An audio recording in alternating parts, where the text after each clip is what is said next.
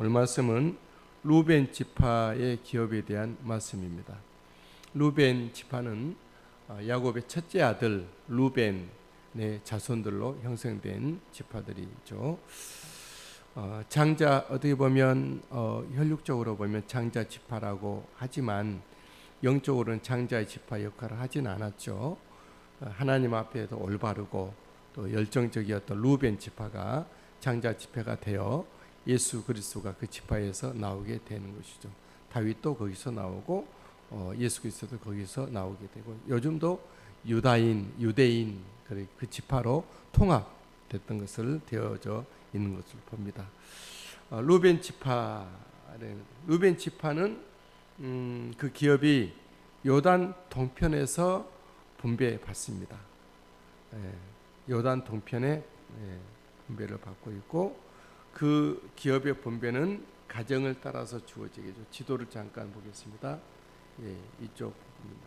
가장 먼저 12지파 중에서 가장 먼저 분배를 받았던 그들입니다. 루벤 지파와 갓 지파와 므낫세 반 지파가 요단강 동편에서 먼저 모세로부터 땅을 기업 확정을 받고, 그리고 여호수아와 함께 요단강을 건너서 요단 서쪽의 땅을 다 토벌하고 정벌하고 정복한 후에 돌아와서 거기에 성읍을 짓고 살았던 그들이죠. 네, 그렇습니다.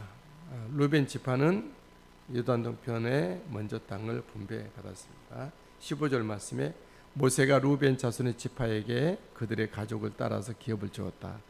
루벤 지파에게 주었던 분배된 그 기업은 또다시 가정을 따라 그들의 가족을 따라서 기업을 주었다 그랬습니다.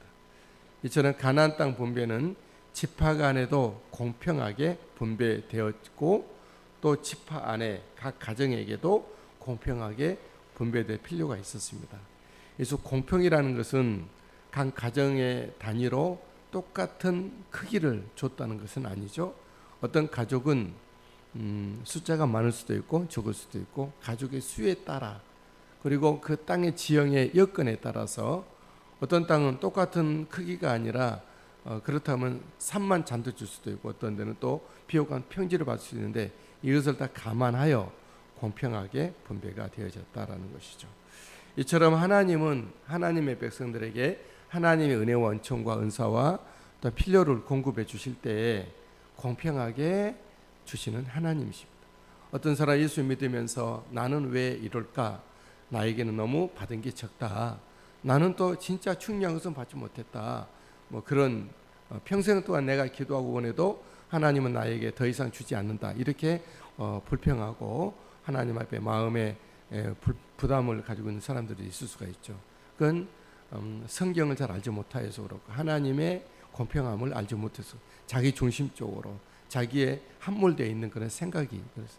하나님은 각자는 다르지만 결국은 공평하게 다 주시는 하나님. 나에게는 그게 필요한 거예요.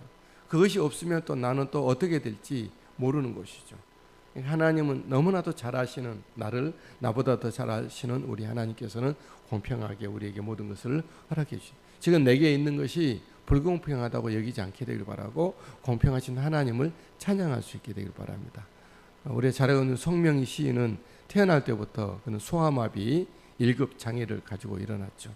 혼자 걸을 수도 없고 앉아 있을 수도 없고 항상 침대에 누워 있고, 학교는 물론 갈 수도 없었고 혼자 식사도 제대로 할 수 없는 정도 그런데 그가 하나님을 많이 원망하고 나는 너무 받은 게 없다.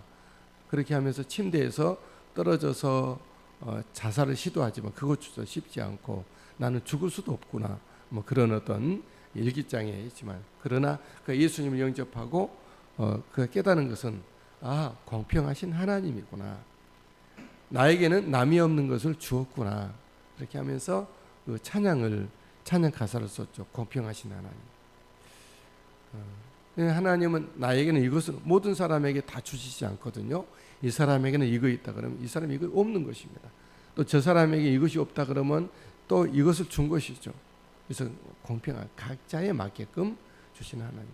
어떤 이렇게 질문하세요. 태어나자마자 이렇게 뭐 유산을 당하거나 그런 아이들, 사생아도 있지 않습니까?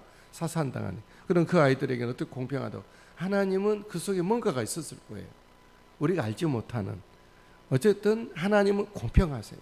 다 우리가 알지. 천국 가면 다 알게 되는 것이죠. 공평하신 하나님. 그래서 우리들에게 하나님의 나라에서 우리에게 주신 은혜와 믿음과 축복은 구체적이고 정확하게 우리에게 주신다는 것을 기억하십시오. 받는 것은 내 믿음 차이 있는 것이죠. 하나님이 주셔도 받지 않는 사람들이 있고 엉뚱한 데서 헤매고 시간 낭비하고 그렇게 하는 사람. 하나님 앞에 늘 나를 오픈하고 하나님 인도하심을 따라 순종하고 충성하고 믿음으로 나갈 때 내게 하나님은 분명히 주어지신다. 그 가정에 맞게 그에게 맡겨 주시고 그리고 그것은 후대에 전승이 되도록 고유한 은혜와 믿음과 축복을 주신다는 것이죠. 여러분 가정에 분명히 하나님이 주실 자손 대대로 이렇게 상속되고 계승되고 또한 그것이 자녀들 때에 가서 더 열매 증폭되어 30배, 6배, 100배를 또 많아 증대되어 열매 얻을 수 있도록 하나님께 분명히 주시는 것이 있을 것입니다. 그것을 위해서 구하고 그것을 찾고 그것을 우리가 또 가지고 그 위에 서서 자녀들을 축복하는 우리들이 될 수 있게 되길 바랍니다. 루벤 지파의 기업의 경계가 정확했습니다. 16절에서 23절까지가 그 내용인데 루벤 자손의 서쪽 경계는 16절에서 23절까지 쭉 있지만 우리가 다 읽지는 않겠습니다. 16절에 보니까 그들의 지역은 아르논 골짜기가에 있는 아로엘에서부터 쭉 이렇게 말하고 있죠. 23절까지 루벤 자손의 서쪽 경계는 요단과 그 강가라 이렇게 말하고 있죠. 지도를 한 번 더 보신다 그러면 그렇습니다. 이렇게 루벤 지파는 남쪽 가장 남쪽 요단 동편의 남쪽에 사해 부근에까지 이렇게 서쪽 경계 요단과 그 강가라 그렇습니다. 여러분 우리에게 주신 하나님의 그 주심 어떤 것은 분명하고 정확하고 남이 침범하지 못할 나만의 어떤 것이 있을 거예요. 그것을 우리가 받고 확보할 수 있게 되길 바랍니다. 믿음으로 그걸 취하고 내 것으로 삼게 되길 바랍니다. 그것 가지고 하나님께 영광을 돌려드리고 그것 가지고 하나님의 일을 하고 그것을 통해서 다른 사람에게 축복을 흘려보내는 우리들이 되어야 할 것입니다. 그런데 이 한 부분은 여기서 루벤 지파가 분배받은 기업에 보니까 그 성읍의 이름이 심상치 않아요. 17절에 보니까 바못 바알이란 말이 나오죠. 17절 하반절에 바못 바알과 벳 바알 그런 단어가 나와요. 그리고 17절에 부월이란 말도 나온가요? 20절에 있군요. 20절에 벳 부월, 바알 부월 이런 단어가 나와 등장을 하죠. 바알은 뭘 상징합니까? 아세라 여신이 낳은 아들 신이 바알 신인데 역시 그 풍요와 관계가 있는 것이죠. 비를 내리는 우상 숭배를 말합니다. 가나안 족속들이 얼마나 우상 숭배가 심했든지 동네 이름까지 그렇게 바알이라는 이름을 놓고 있는 것이죠. 그들의 모든 삶은 그들의 역사는 우상으로 말미암아 지배를 받고 하나님이 아닌 그래서 결국 그들은 가나안 땅에서 더 이상 그들의 역사를 지속할 수가 없이 하나님으로부터 축출당하는 이스라엘 백성을 통해서 처단을 당하게 되는 자들입니다. 저와 여러분들의 삶 가운데 우리가 담당하고 있는 이 세대 가운데 우상이 더욱더 판을 치지 않도록 우리는 기도하고 우리가 먼저 우리 안에 우상이 있지 않고 주님만 하나님만 살아계시도록 두 주인을 섬기지 못하는 우리가 오직 하나님으로 가득하게 되는 우리들이 되시게 되기를 주의 이름으로 축복합니다. 여기 특별히 이스라엘 백성들을 반대했던 두 사람이 등장을 하게 되는데 대왕 시온과 또 대선지자 이제 그 나쁜 쪽으로 선지자죠. 우리의 어떤 하나님에 대한 선지자가 아니라 소위 말하는 무당 비슷하게 이방인의 제사장이었던 발람이 언급되고 있습니다. 한 사람은 적군의 왕이고 한 사람은 적군의 선지자입니다. 시온과 바알이죠. 발람이죠. 본문의 말씀 보니까 여기 21절에 모세가 시온을 그 땅에 거주하는 시온의 군주들 쭉 이렇게 죽였다. 시온과 그의 군주들을 죽였다. 이렇게 말하고 있죠. 22절에는 이스라엘 자손이 그들을 살육하는 중에 부올의 아들 점순울과 발람도 칼날로 죽였더라. 이스라엘 백성들이 하나님 주신 그 땅을 차지하게 될 때에 해야 될 일들은 그 땅에 있는 모든 군주들을 죽였는데 특별히 대마왕 시온을 죽인 것입니다.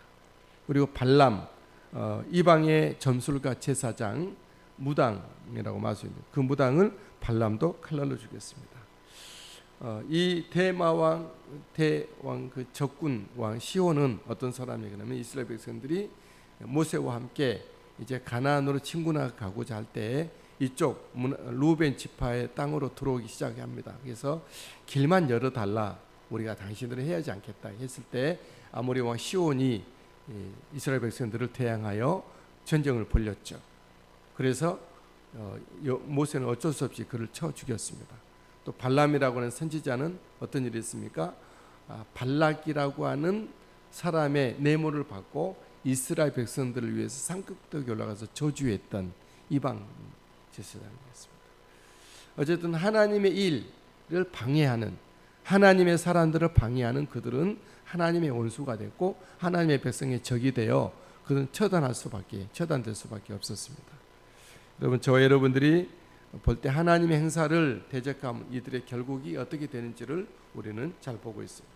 하나님의 일에 대한 그리스도의 태도가 어떠해야 될지, 우리의 태도가 어떠해야 될지 말씀하고 있는 부분이죠. 저와 여러분들은 예수 그리스도의 사람으로서 하나님의 일에 대하여 정말 귀하게 맞이하고 기뻐 맞이하고 함께할 수 있게 되길 바랍니다. 그리스도에서 우리는 하나님의 일이 흥왕되고 열매 맺도록 내 자신을 도구로 드리고 정말 선한 주님 앞에 쓰임받는 그런 우리 모습들로 주님 앞에 올려드리기를 원합니다. 오늘도 주말인데 주님 안에서 평안하시고 은혜로운 주일을 맞이할 수 있게 되기를 예수님의 이름으로 축복합니다.